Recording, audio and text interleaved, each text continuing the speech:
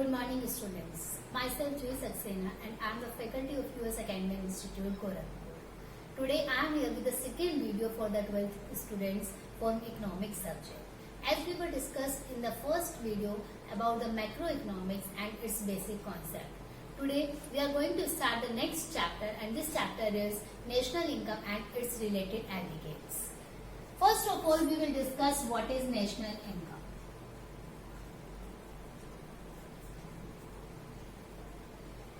National income is the most important calculation questions part or most important point in our macroeconomics, because in the macroeconomics we will study about the problems of the country. We will study about the problems of a group of the country, or we will discuss about the concept, aggregates, income and their problems. So by the national income we will be able to calculate what is the income of the nation.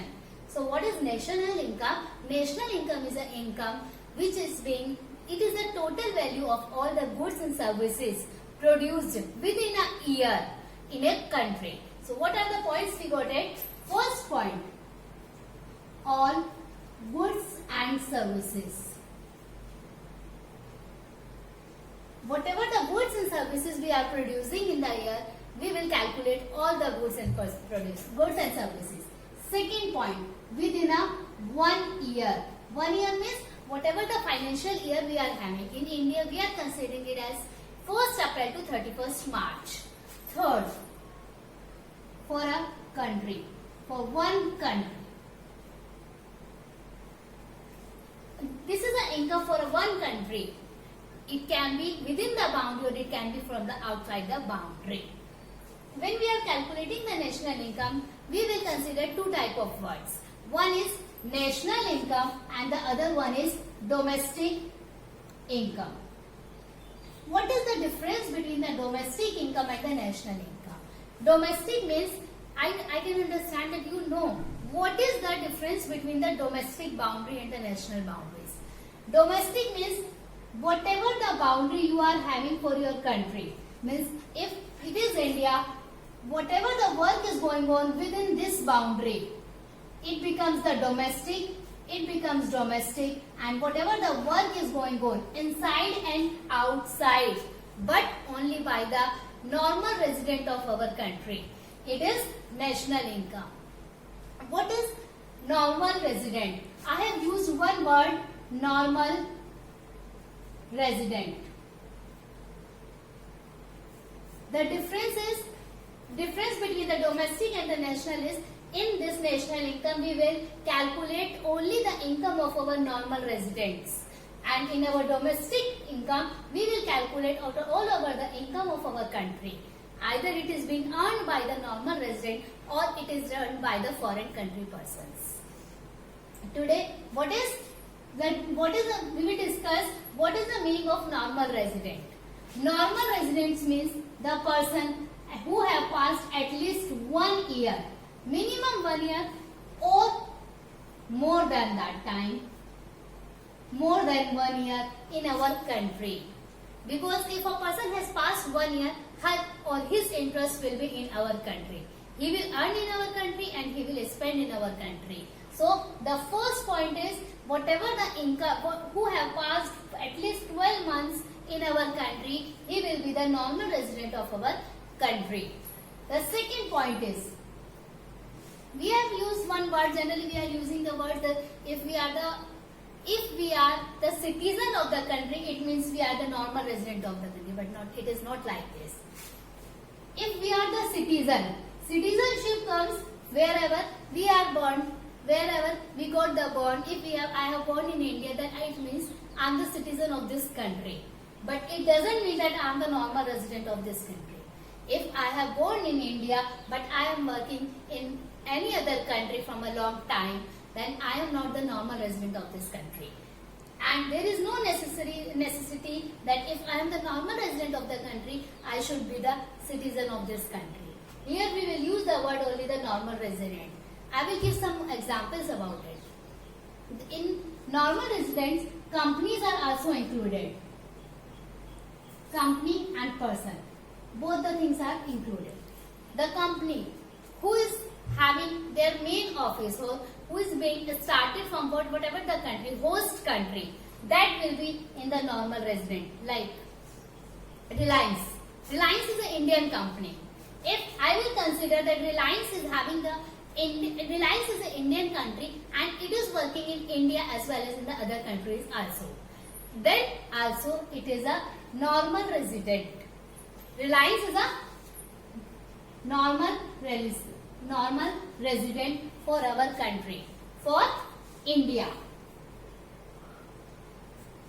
Whatever the earning is being earned by the Reliance from India, from Australia, from America, all over the earning of Reliance will be in the interest of the India only. The same, Coca-Cola. It is not an Indian company. Wherever it is, who is the host country of this, he will be the normal resident of that country only. Means it is not the normal resident for the India, because its interest will always be in that country from where it is being hosted. I think this is clear what is normal resident. There is some more points, like if foreign embassy is in India, it is a foreign embassy and its office is in India. This foreign embassy persons, they are from the India, but this foreign embassy will be from the other country. I think this is clear. If there is any doubt, you can ask in the comment box. Now we will discuss about the second point. In this second point is gross and net.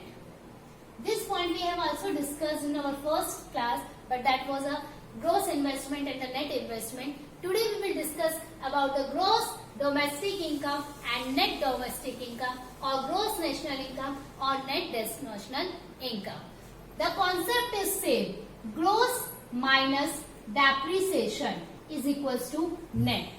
Here we will use n number of formulas. Please listen these formulas very carefully and how they are applied. In my assignment, I will give you all the formulas, but now you will listen how to apply them. Gross minus depreciation is equals to net, or we can say net plus depreciation is equals to gross. This concept I have already discussed in the first class. This is our first formula. Second formula. In the second formula, we will discuss how to convert the domestic to national. As I have already told you, domestic means whatever in our Indian boundary, and national means whatever is being earned by the normal resident of the country. So in the domestic, if we will add net factor income from abroad is equals to national. Domestic plus net factor income from abroad. What is net? It is also known as NFIA. The short form of net factor income from abroad is NFIA. We can also write national minus NFIA is equals to domestic. For domestic we can use the word D, and for the national we can use the word N. In this, what is NFIA? NFIA or net factor income from the abroad is whatever the persons who are out of our country, but they are the normal resident of our country, they are earning in other countries, and we are paying to the persons who are from the other country. The difference of them is known as NFIA. I am giving you the explanation for that also. NFIA. Factor income from abroad minus factor income to abroad. How we can determine it? And if anyone is asking you, please explain NFIA or the net factor income from abroad, I'll give you one explanation about it. We are having a factory. In our factory, or we will consider as a country. In our country, we are paying some money for rent, expenditure, whatever, to other country is to persons. The person to abroad. And our people are getting some earning from abroad. This is also the same. So the difference between them is known as NFIA, net factor income from abroad. It is clear, I think. Now we will discuss about the factor price.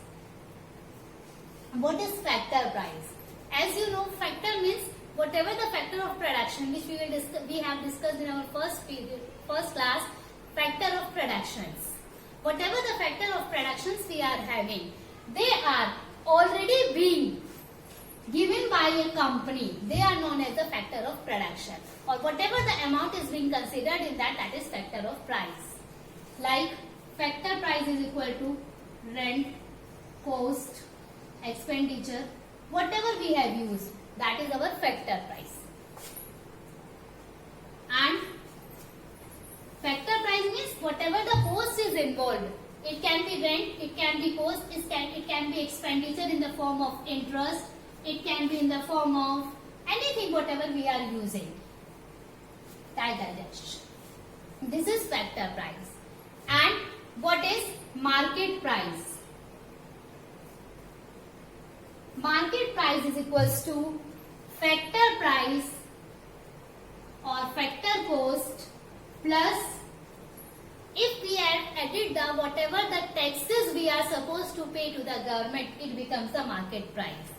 We will use the word net indirect taxes. What is net indirect taxes?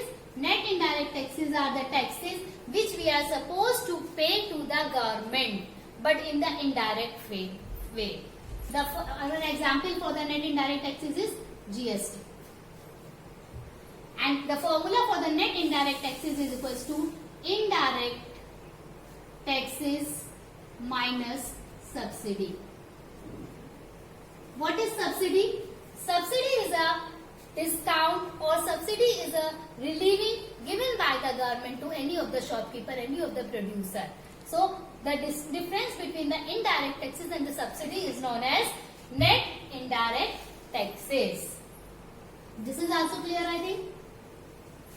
Vice versa, we can use ourselves. Like I have given the formula for MP. Market price is equals to FC plus NIT. We can use this like this also. FC is equals to MP minus NIT. Here I have used some abbreviations, you can understand, I think. One more concept I would like to clear here from this point, that is rent, cost, expenditure and income. There is a flow of income, or we can say it's circular flow of income. In this, I will tell you that whatever the factor of production is there, one side is producer and one side is household. If we are taking the two-sector economy, in two-sector economy only two persons are there. One is producer and the second one is households. Producers are preparing the goods and servicing, and goods and services they are giving it to the household, and household will pay the amount or their expenditure in the return of this goods and services. The same, households are giving their factor of production. Factor of production means land, building, work means entrepreneur, and producer will give to the household in the form of remuneration. Remuneration is rent, interest, profit, like this. This flow of function is also considered from this side, Whatever the rent and factor of fraction we are discussing, the same is here. I think it is clear now.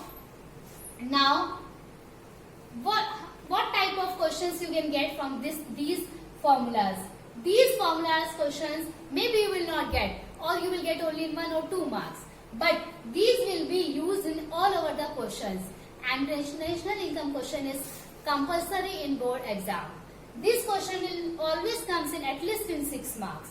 This chapter having the value of 10 to 12 marks in the board exams, and maximum time we have seen this numerical question is always the compulsory question in the board exams. In this, now I will explain it in a different way. Means the formula you have been able to understand. Now I will tell you how to use them in the other questions. If he has given you GDP at market price, and he will ask you to convert GDP at factor cost, this formula we will use. If they are giving you GDP at market price and asking for NDP at market price, this GDP to gross to net, what we will do? Gross to net we will use the depreciation. This formula we will use. The same, if they will give you gross to net, also we can do national to GDP to NDP. This formula we will use it. There is some more uses in this. Now in this video I would like to discuss one more point. This is about the GDP deflator. GDP deflator, there is two things. What is GDP deflator? GDP deflator is a rational form to be calculated on the basis of the real and nominal GDP. What is real? Real means the actual, what is going on, and nominal means it is on the basis of the base year.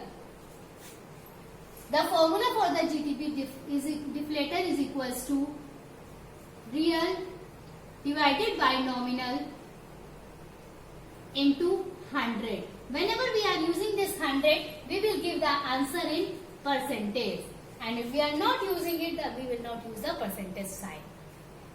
Thank you for watching my video. And tomorrow or then in the my next video, we will use the 3 types of GDP. How to calculate the GDP. First is value addition method. Second will be income method, and third will be expenditure method.